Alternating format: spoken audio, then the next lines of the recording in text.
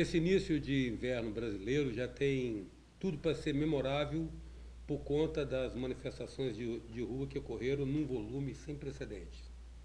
As pessoas não se lembram, mesmo nos momentos em que houve um maior engajamento de cidadania e de civismo, a exemplo do movimento do impeachment do ex-presidente Collor, da manifestação pelas eleições diretas, nunca tivemos assim um arrebatamento, um arrebanhamento da multidão nessa proporção. E ninguém melhor do que os cientistas sociais, os técnicos que possam oferecer uma reflexão ou produzir algum tipo de explicação a respeito disso que levou a multidão, essas multidões às ruas, clamando, pedindo mudanças, ou pelo menos, no fundo, não aceitando mais o estado de coisas que perdurou até agora. Para isso, uma primeira abordagem dessa conversa aqui no programa 9 Minutos, que não podia estar alheio a isso que está latejando aí pelas ruas, a gente convidou uma especialista, que é a socióloga Márcia Rodrigues, com quem nós vamos conversar agora. Então, professora, pedir de você uma primeira reflexão sobre isso, sobre essa. E a gente particularmente pensa que essa pedra estava cantada desde a Primavera Árabe, com o mundo globalizado, com as informações fluindo de canto a canto do planeta instantaneamente, né? Quando o povo mobilizado pela internet vai para a rua lá no Egito e outros lugares e começa a questionar, peitar de frente um sistema estabelecido, eu sabia que essa tendência poderia se eventualmente se reproduzir aqui, porque existia todo um caldo de cultura também para propiciar isso, né? Mas isso é a opinião do mero jornalista. O que a socióloga nos diz? Bom, concordo, né, e acho que são 3 pontos a serem destacados. Né? O fenômeno ainda é recente, ele ainda está acontecendo, né? Então nós cientistas podemos fazer uma apreciação sobre o fenômeno, né? Mas nada muito conclusivo porque ele está ainda em curso. Bom, então o primeiro ponto que eu acho que tem que ser colocado é a legitimidade dessas manifestações, né? Então, isso é muito saudável e bom, né, para a experiência democrática, da qual nós não estamos muito acostumados, né, mas essa ida da população às ruas e reivindicando, enfim, é uma coisa boa, saudável para a democracia, legítima.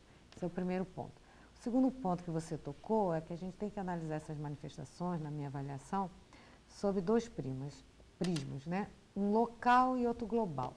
O global é que ele está em sintonia com o que veio acontecendo, né, na Europa, nos Estados Unidos, enfim, no mundo árabe, como você destacou, e que tem um ponto comum, né, são movimentos de massa, sobretudo de jovens, né, e que já é uma geração que se sociabilizou pela tecnologia e pela internet. Então, as redes sociais, elas cumprem um papel muito importante nessa conjuntura, que nem todos estão atentos, né, que ainda merecem estudos, e que demonstram uma nova forma de reunião política e até de organização política, né? Então, isso eu acho que os movimentos aqui no Brasil guardam ponto em comum também com as outras manifestações que ocorreram fora daqui. A despeito de não estarmos atravessando crise econômica com alta inflação, alto desemprego, enfim, não é essa a nossa realidade, diferentemente, né, dessas outras manifestações que ocorreram fora do Brasil. Aqui o ponto comum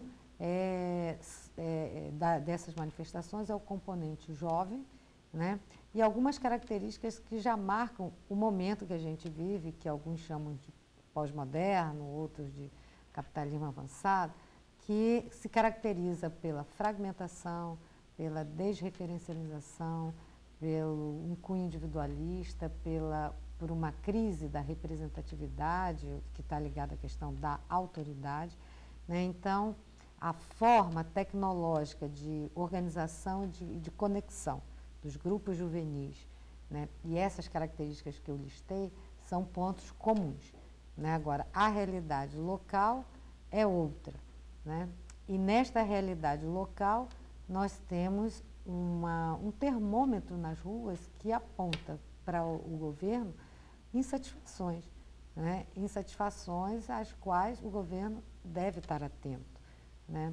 E a principal são reivindicações pontuais, na verdade não existe uma pauta política, né? Não existe nenhum partido capitalizando, né, esses movimentos. Aliás, os jovens estão muito críticos em relação a qualquer tipo de relação com partido, etc. Então, são protestos, sobretudo, e reivindicações pontuais, né, que começou com a questão do aumento da passagem, a luta pelo passe livre, enfim, e que depois se expandiu, né, para a população como um todo, principalmente para os setores de classe média, e que, na verdade, ficou difusa, né? A gente pode dizer que são protestos contra uma infraestrutura urbana, uma mobilidade urbana caótica nos grandes centros, saúde e educação.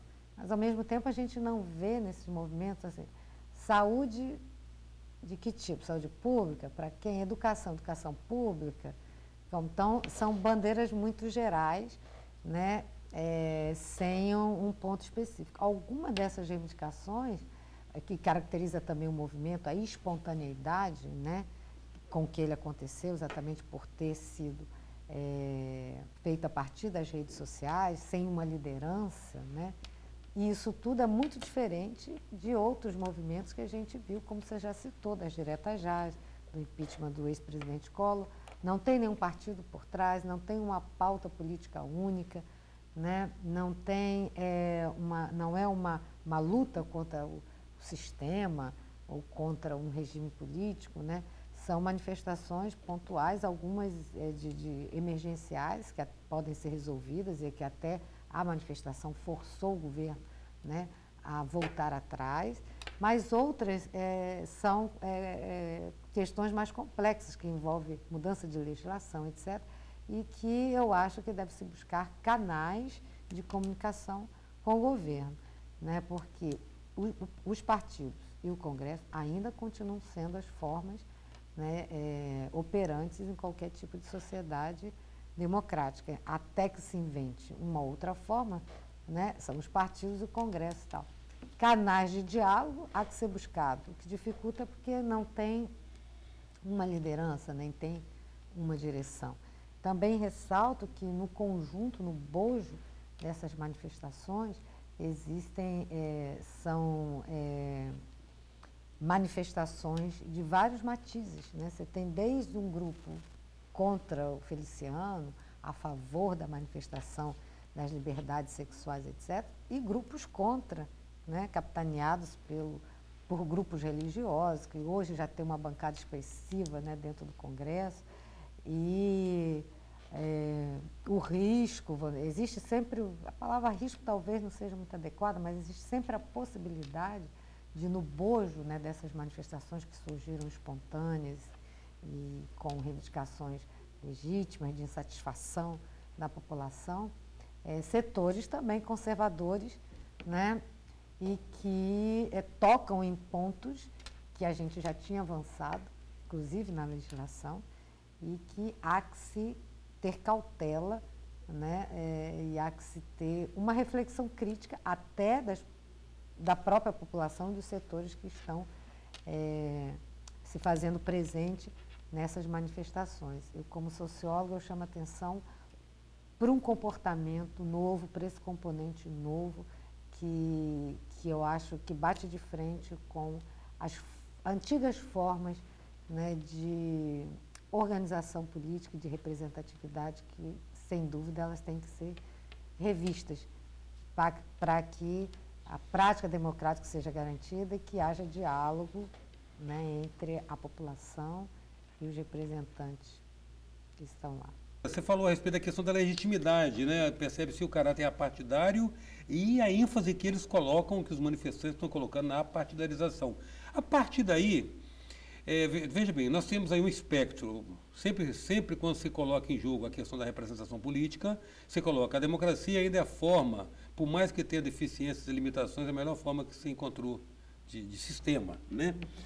Mas, nesse caso, não acontece, então, uma crise de legitimidade na representação?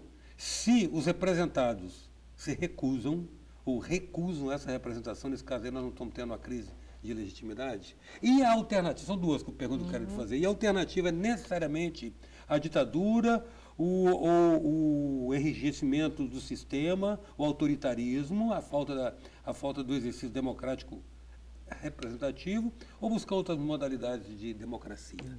Eu acho que você coloca a grande questão, né? Porque essa juventude que está aí, que, como eu já falei, foi socializada sob outros parâmetros, né? Inclusive, é muito comum nas manifestações, fulano não me representa, isso não me representa, né? Uma insatisfação, né? Então, essa crise de representatividade, que na verdade é uma crise dessa geração, ao meu ver, com as autoridades instituídas, ela abre, né, um leque de questionamento sobre essas formas de legitimidade, né? E que isso, então, deve, na minha avaliação, acho que a grande lição das ruas, na minha avaliação, é essa, né? Nós temos que repensar outras formas, né, de buscar canais de diálogos e de representatividade. E os partidos estão todos com essa lição de casa. Ninguém aguenta mais, acho que a população vai mostrar isso, as velhas formas, né, dos partidos se apresentarem, né, e de, uma vez estando lá, não cumprirem efetivamente um pacto estabelecido, né, nesse sentido, nós poderíamos todos falar, eles não nos representam, né? Isso não é nenhuma heresia. Então, eu acho que essa é a grande lição que fica para as ruas, né, nas ruas, e que eu acho que a sociedade brasileira como um todo deve, organizadamente, começar a discutir isso. E é uma coisa que não está, acho que só aqui, né, no Brasil. É uma coisa também que há uma espreita, há um espectro, como você falou, rondando aí, né?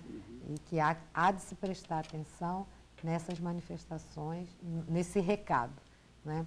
A minha preocupação aqui no Brasil é que dos oportunismos políticos, né, que sempre se colocam numa situação, né, de crise, né? Então, nós temos que ter muito bom senso, nós, que eu digo todos nós, não só os que estão exercendo cargos políticos, enfim, mas na condução desse processo. Professora, a gente podia falar então antes de uma reforma política, uma reforma dos políticos. Ou as duas juntas, né? É.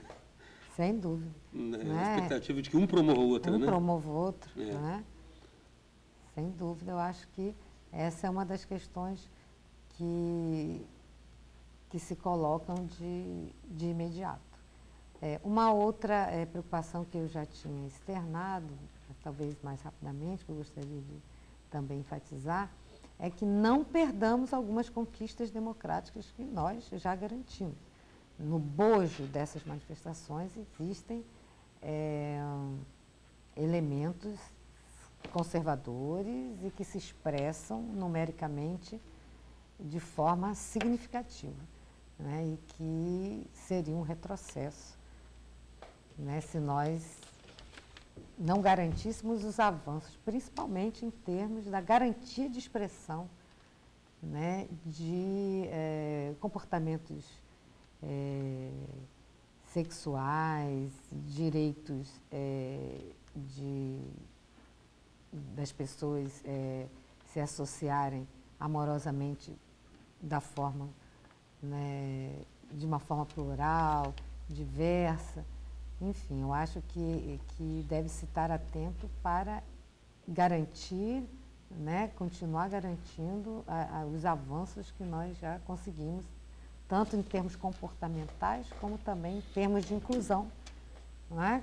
Em termos de inclusão, eu sou professora universitária e a gente experimenta de uma forma muito boa, na minha avaliação, a presença de negros, jovens, pobres, cada vez mais presentes, tanto nas universidades federais quanto nas particulares, com auxílio de bolsas, etc. Então, eu acho que os avanços não podem ser perdidos, a despeito das ruas estarem sinalizando uma saturação, né, com relação ao comportamento político dos políticos.